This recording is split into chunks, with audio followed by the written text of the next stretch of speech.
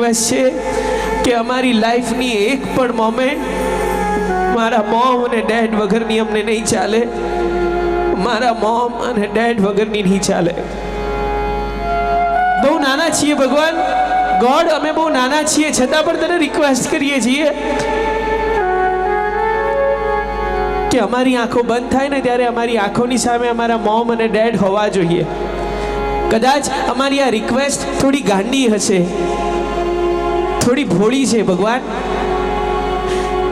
પણ છતાં પણ અમારા હૃદયના ભાવ, અમારી ફિલિંગ્સ તને કહીએ છીએ ભગવાન. અમને ખબર છે કે આ તો લિમિટેશન છે ભગવાન, આ જગતમાં એ પોસિબલ નથી. જો પોસિબલ હોત ને તો આ જગતમાં એવી એક પણ મમ્મી ન હોત કે જેણે પોતાનું આયુષ્ય, પોતાની એજ, પોતાની લાઈફ, પોતાનું આયુષ્ય પોતાના દીકરા કે દીકરીને ડોનેટ કરી અને ક્યારના એ તારા ઘરે આવી ગયા હોત. ગોડ, જો મારી મોમને મારા પોતાની લાઈફ કરતાં પણ હું વધારે વાલો હોઉં, એ મને વધારે લવ કરતી હોય અને એ મોમ ને હું હર્ટ કઈ રીતે કરી શકું ભગવાન? આજે એટલી અમારે પ્રતિજ્ઞા લેવી છે ગુરુદેવ, આજે એટલો સંકલ્પ કરવો છે, આજે એટલી પ્લેજ, એટલો નિયમ લેવો છે કે મારા મોઢામાંથી મોમ અને ડેડ માટે ક્યારે પણ કોઈ બેડ વર્ડ્સ નહીં નીકળે, નહીં નીકળે અને નહીં નીકળે. આ પથ્થર કી લકીર ગુરુદેવ, બસ આ પક્કા પ્રોમિસ. હવે આજ પછી મોમ અને ડેડ માટે ક્યારે પણ બેડ વર્ડ્સ નહીં નીકળે. મમ્મી અહીંયા બેઠી છે, ઘણા બધા બાળકો, તમને ખબર છે તમારી મોમે તમને કદાચ અઢારિયું ફોર્સફુલી કરવા મોકલ્યા છે.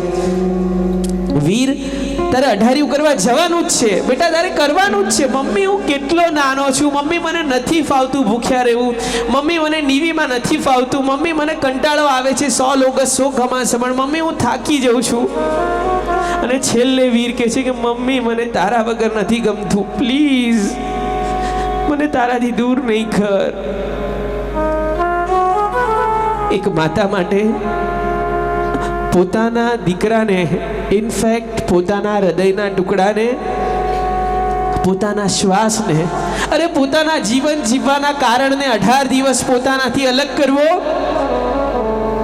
એ કદાચ ભગવાન પણ નહીં સમજી શકે એવી એ અસહ્ય પીડા હોય છે. પણ હે પરમાત્મા, તારું જીન શાસન કેવું છે કે આ માતાઓને અને આ પિતાઓને લાખ લાખ વંદન કે પોતાના પ્રેમ અને પોતાની લાગણીથી વધારે એમણે પોતાના દીકરાના આત્મકલ્યાણને જોઈ અને પોતાના બાળકને 18 દિવસ પોતાનાથી અલગ કર્યો, પોતાનાથી અળગો કર્યો. કઈ રીતે મનાવી હશે મમ્મી તમે દિવાળી? આ વખતે વીરને ફાફડા ભાવે છે, તમે બનાવ્યા હતા? આ વખતે રિયાને પેલી મેંદાની પૂરી ભાવે છે, તમે બનાવી હતી? આ વખતે ક્રિશને કદાચ પેલા શક્કરભારા ભાવે છે, તમે બનાવ્યા હતા? હા, તમે બનાવ્યા તો હસાય, પણ એ ખાધા નહીં હોય. મારો દીકરો નથી ખાતો, મારી દીકરી નથી ખાતી, મારા મોઢામાં કેવી રીતે જાય? અને કદાચ ખાધા પણ હશે ને તો અંદર મીઠાશ નહીં હોય. ગુરુદેવ, આજે આ મમ્મી પપ્પા બધા બેઠા છે, કહી રહ્યા છે કે ગુરુદેવ, અમારા જીવનની સૌથી મોડી દિવાળી જો કોઈ હોય તો એ આ વર્ષની હતી, કારણ કે અમારા ઘરના દીવડાઓ જ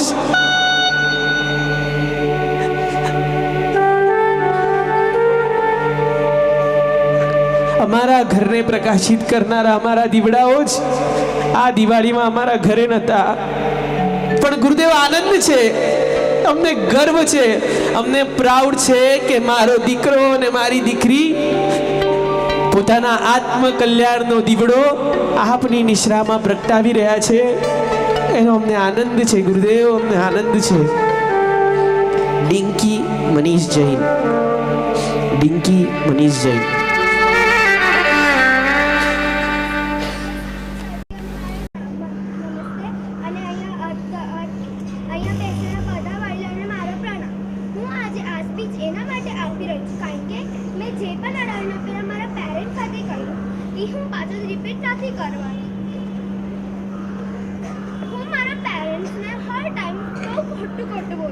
એમને હર ટાઈમ હું હર્ટ કરું, એ મને મારા સારા માટે બોલે, હું હંમેશા કહું કે તમે મરી જાઓ, તમે આમ છો, તમે તેમ છો, તમે મારા માટે શું કર્યું.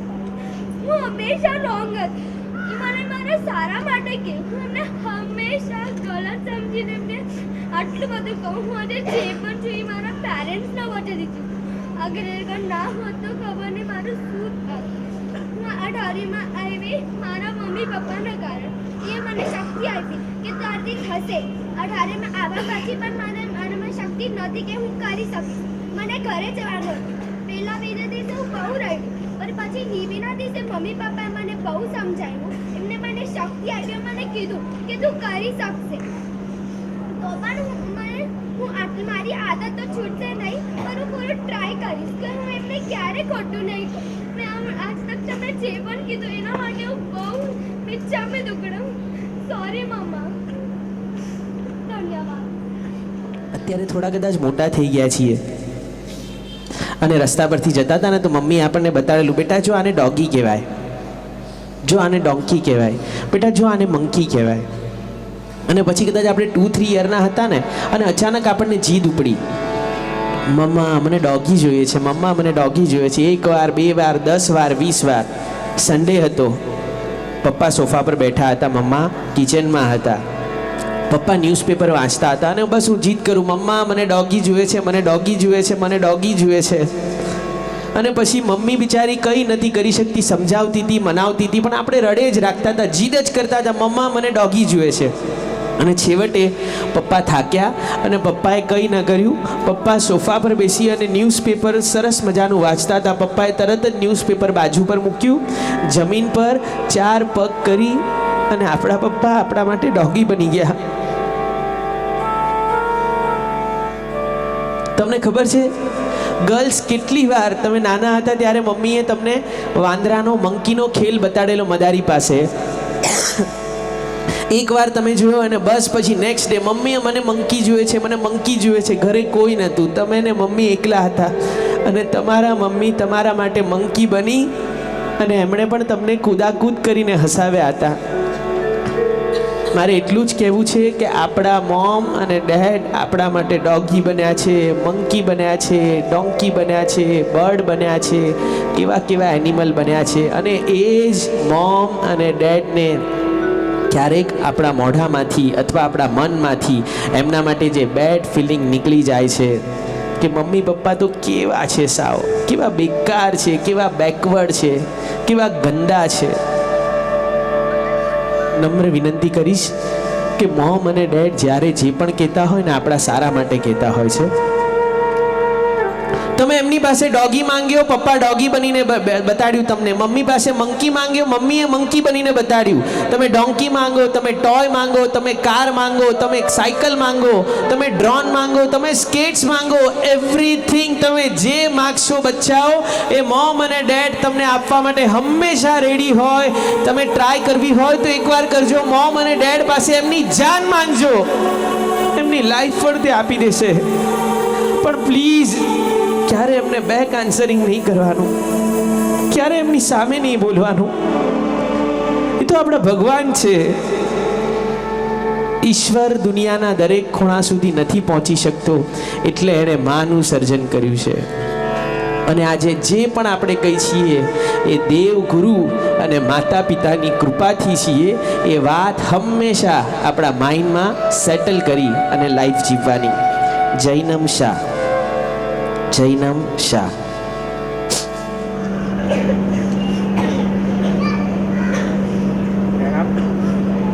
મારા મમ્મી પપ્પા વર્ષિતપ કરતા હતા. હમણાં જ લેટેસ્ટની વાત છે. 5-6 મહિના પહેલાં જ મમ્મીનું એક્સિડન્ટ થયું વર્ષિતપમાં જ છે અને એમને હોસ્પિટલમાં લઈ જવા પડ્યા અને ઓપરેશન થયું હાથનું. અને હાથનું ઓપરેશનમાં ડૉક્ટરે એમ કીધું કે તમારો હાથ તૂટી ગયો છે અને એને વાર લાગશે થ્રેસ્કો કરતા. એટલે એમને ફ્રેક્ચર આવ્યું અને 10 દિવસ હોસ્પિટલમાં રહ્યા અને ઘરે આવ્યા. અને ઘરે આવીને હું પપ્પા અને મમ્મી તો વર્ષિતપ કરતા હતા અને ઘરે હું એકલો જ જમવાવાળો હતો અને મમ્મી મને રોજ નવી નવી વસ્તુઓ બનાવીને આપે. એક દિવસ એમને બહુ હાથમાં પેઇન થતું હતું, જેથી મમ્મીએ ખાલી એમને પૌવા બનાવીને આપી દીધા મને કે લે બેટા ખા અને આજે મને હાથમાં બહુ દુખે છે એટલે હું નથી બનાવવાની. તો હું ત્યારે મમ્મીને એમ કીધું કે તું સાવ નકામી છે, મારી માટે સાવ તું બેકાર છે, આવી મમ્મી જરા પણ નહીં, તું ચાલી જા અહીંયાથી. અને મેં થાળી ફેંકી અને હું વયો ગયો રમવા માટે. અને બીજા દિવસે પપ્પા રાત્રે આવીને કીધું કે તારી મમ્મીને હાથ બહુ દુખે છે, એટલે મમ્મીએ આવું કર્યું. તો મેં પપ્પાને કહી દીધું તમે બી ચાલ્યા જાઓ રૂમની બહાર, તમારું કાંઈ કામ નથી અહીંયા. અને મમ્મી બહુ રડી ત્યારે. અને બીજા દિવસે મમ્મીને હોસ્પિટલ જવું પડ્યું કે એને ડૉક્ટરે કીધું કે તમારે અહીંયા 10 દિવસ રહેવું પડશે. અને મને ત્યારે બહુ અંદરથી ફીલ થયું કે મારી મમ્મી મારી માટે હોસ્પિટલ ગઈ અને મારે ખાવું હતું એટલે મમ્મીનો બહુ ઓલું દુઃખ થયું, એટલે એનો હાથ પાછો દુખવા માંડ્યો. અને ડૉક્ટરે કીધું કે હવે જો તમે આવું બનાવશો, કાંઈ પણ કરશો, તમારો હાથ નહીં થાય છે. તેથી હું બહુ જ દુઃખ થયું. અને મારી મમ્મીને કીધું કે અત્યારે બધાની સામે કહું છું કે મારી મમ્મીને સોરી, અને મારા મમ્મી પપ્પા છે તો જ હું આ દુનિયામાં છું. અને મારી આ દુનિયામાં લાવનાર મારા મમ્મી પપ્પા, એમના આટલા સંસ્કાર, અને હું તપોવનમાં ભણીને આવ્યો તો બી હું મમ્મી પપ્પાની ઉપર બોલું છું આટલું. અને મને બહુ અંદરથી ફીલ થયું કે જો હું આટલો તપોવનમાં 4 વર્ષ હું ભણીને આવ્યો તો બી હું આટલું બોલું, તો તપોવનમાં એટલું તો શીખવાડ્યું છે કે મમ્મી પપ્પા ઉપર ક્યારેય ન બોલાય. અને હું તો બી બોલતો હતો. અને આજે હું મારા મમ્મી પપ્પાને બહુ અંતરથી સોરી કહું છું અને થેન્ક્સ પણ કહું છું કે જે દુનિયામાં મને આ બતાવી અને આટલો સંસ્કારી બનાવ્યો, એ બદલ થેન્ક્સ.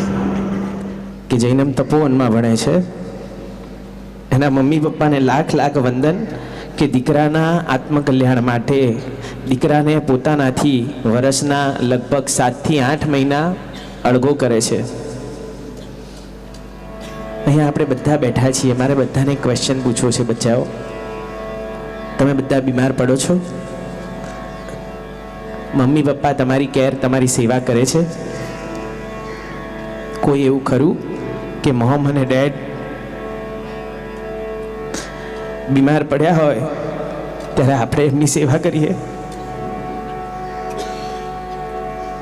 આપણને તાવ આવે, આપણને ફ્રેક્ચર થાય, આપણને માથું દુખે, આપણને ક્યાંય કોઈ ક્રિકેટ રમતા બોલ વાગી જાય, સાયકલ ચલાવતા ચલાવતા આપણે પડી જઈએ અને આપણને બહુ જોરથી વાગે, ઓલવેઝ મમ્મી અને પપ્પા આપણી સાથે ઊભા હોય છે. જ્યાં સુધી આપણે ફરી પાછા સારા ન થઈએ ત્યાં સુધી આપણે આમ આખા ઘરના કિંગ હોઈએ છીએ, રાજા હોઈએ છીએ. આપણે જે કહીએ ને બધું મમ્મી પપ્પા કરવા તૈયાર હોય છે. કેમ કે મારો દીકરો, મારું બચ્ચું, મારો જૈનમ જલ્દી સારો થઈ જાય. બસ એક જ મમ્મી પપ્પાને ફિલિંગ હોય છે, ભાવ હોય છે. પણ ફ્રેન્ડ્સ, આજે મારે તમને બધાને કહેવું છે, રોજ સવારે જાગો ને, જાગી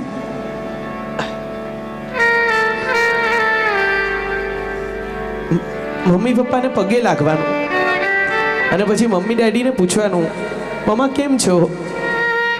પપ્પા કેમ છો? મજામાં? સારું છે? શાતામાં? મમ્મી કેમ આજે માથું દુખે છે? કેમ આજે તમે થોડા ડલ છો? મમ્મી મારા તો નાના નાના હાથ છે, મારી પાસે એટલું પ્રેશર પણ નથી. ચલો તમને દબાવી આપું મમ્મી. મમ્મી મને ખબર છે તમે ઘણીવાર વિક્સ લગાડતા હો છો, વિક્સની બોટલ ઉપર કબાટ પર પડી છે, મમ્મી પ્લીઝ મને આપો ને, મને જોઈએ છે, મને જોઈએ છે. અને પછી વિક્સ લઈ અને મમ્મીને લગાડવાનો. પપ્પા કેમ આજે ઓફિસથી આવ્યા છો? આમ તો રોજ તો મને આવી અને હક કરતા હો છો, મને ઉચકી લેતા હો છો, મને હાઈ ફાઈ આપતા હો છો, અને આજે કેમ કંઈ બોલતા નથી પપ્પા? પગ દુખે છે પપ્પા? પપ્પા આજે પગ દબાવી આપું તમારા પ્લીઝ? તમને બધાને રિક્વેસ્ટ કરું છું, બધા આપણે નાના નાના છીએ, કદાચ રમવામાં આપણે બધા મસ્ત હોઈએ, કાર્ટૂન નેટવર્ક જોતા હોઈએ, આપણું હોમવર્ક કરતા હોઈએ, ક્લાસીસમાં હોઈએ, પણ ગુરુદેવના અઢારિયામાં આવ્યા છીએ ને, એટલું જરૂર કરીએ. મોમ અને ડેડની દિવસમાં એકવાર તબિયત પૂછવાની, મમ્મા કેમ છો? પપ્પા હાવ આર યુ? પપ્પા ફાઇન? બસ એટલું પૂછવાનું. તમને બેટ મારીને કહું છું કે મોમા અને ડેડાને જે પણ બીમારી હશે ને, એ બધી બીમારી આપણે ખાલી પૂછશું ને મમ્મી કેમ છો, અને એની આંખમાંથી આંસુ આવશે ને, બધી બીમારી એની દૂર થઈ જશે. દુનિયાનો કોઈ ડૉક્ટર જે દવા ન આપી શકે, એક માતાનો દીકરો એને આપતો હોય છે, એક પિતાની દીકરી એને આપતી હોય છે. દરેક જણને નમ્ર વિનંતી, આજથી આપણે એટલું નક્કી કરીએ કે રોજ મમ્મી અને ડેડીની એકવાર ખબર પૂછવાની. જ્યારે પણ સવારથી સાંજ સુધીમાં ક્યારે પણ પૂછશો ને, બોયઝ બધા, ગર્લ્સ બધા પૂછશો ને, ઓલવેઝ મમ્મી અને પપ્પાની એકવાર ખબર પૂછવાની. ને જ્યારે મમ્મી બીમાર હોય ત્યારે આપણને જે આવડતું હોય, કંઈ ના આવડતું હોય, ચા મૂકતા આવડતી હોય ને, તો બાથરૂમમાંથી પાટલો લઈ આવવાનો, નાવાનો પાટલો. મમ્મી મારી હાઈટ પહોંચાતી નથી પ્લેટફોર્મ પર, અને પાટલો નીચે મૂકવાનો, અને પછી સાકરનો ડબ્બો, ચાનો ડબ્બો, મસાલાનો ડબ્બો લેવાનો, સિંકમાંથી પાણી લેવાનું, ગેસ પર મૂકવાનું, અને ચા બનાવી અને મમ્મીને પીવડાવવાની. એ ચામાં કદાચ દૂધ નહીં હોય ને તો પણ તમારી મમ્મીને એ ચા જગતની બેસ્ટ, શ્રેષ્ઠ ચા લાગશે. એનો સ્વાદ, એનો ટેસ્ટ આનાથી વધારે મીઠો એણે ક્યારે અનુભવ્યો નહીં હોય. એકવાર ડેડીને સન્ડેના દિવસે તમારે ચા બનાવીને પીવડાવવાની, એકવાર ડેડીને કંઈક એમનું કામ કરી આપવાનું ઓફિસનું. પછી જોજો મમ્મા અને ડેડાને કેટલો આનંદ હોય છે. એમ નહીં, આંખોમાં ખુશી.